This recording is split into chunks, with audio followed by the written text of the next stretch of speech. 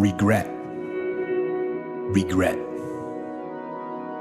The things I could have done differently or learned sooner.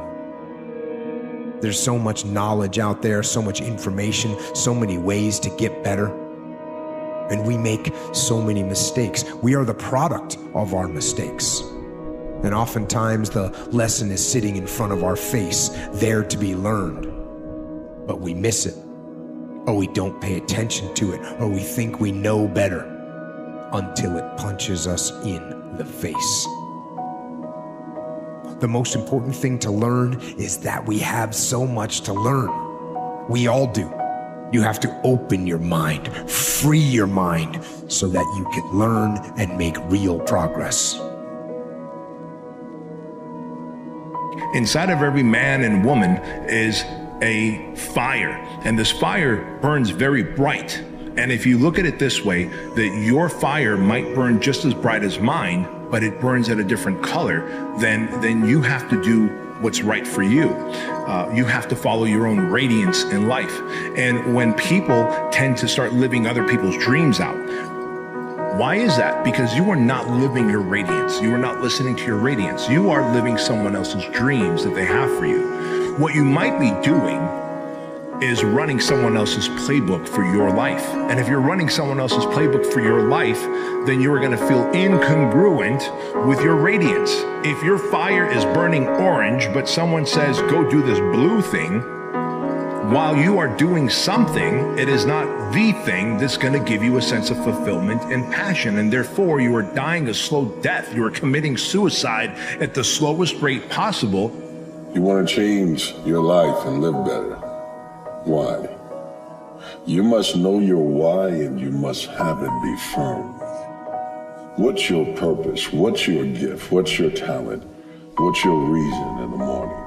If you don't have one, you will find that you will default to the ones given to you by people that don't have to carry the burden of regret that you do, and you will.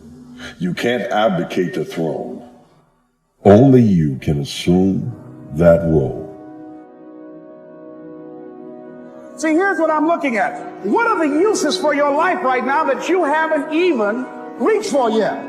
See, I believe that when you don't have enough encouragement to act on your dreams or ideas, or you're not enlightened enough, that life will act on you. You've got to continue to work on yourself personally, to work on yourself professionally, to continue to achieve technical mastery of the information that's out here.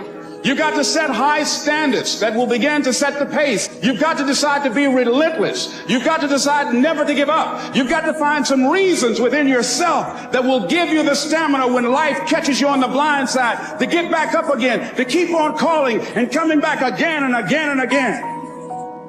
Who wouldn't want to do things over until you have it perfect? Fact is, you don't get that chance.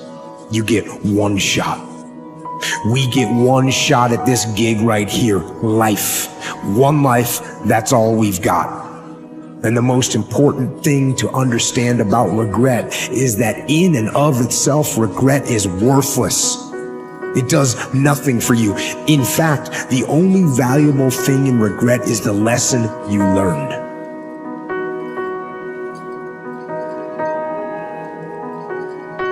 Too many of us, we think what's right for us based upon how man treats us, based upon how woman treats us, based upon how our boss treats us, based upon how our spouse believes in us, based upon how our friends support us. We base our gifts and our talents, if this is right for us, based on that. And I'm gonna tell you something. When you know that it's right for you based upon what God has given you, it don't matter about man's applause. You gotta stop doing it for them, right? You gotta start doing it for you.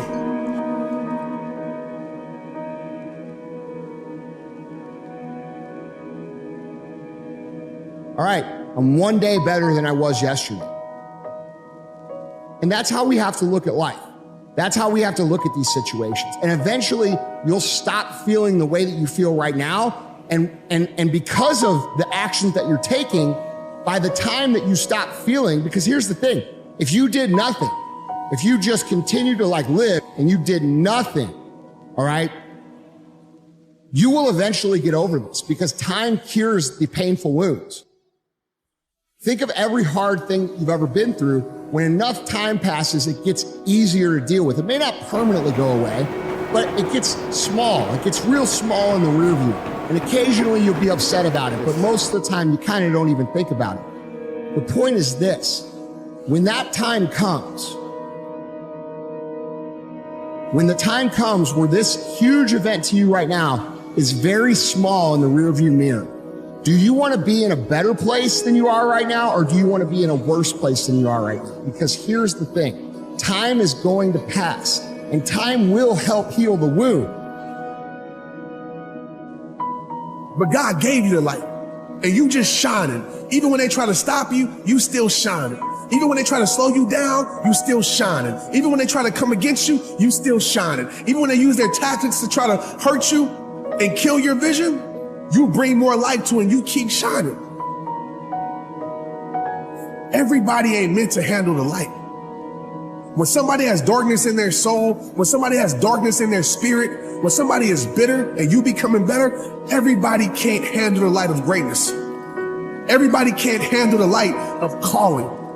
Everybody can't handle the light of you being who you are. You've been ordained to be able to do what you've been called to do. Everybody can't handle that because everybody ain't that. Take action to become a person not filled with regret, but a person filled with knowledge and strength and power and life.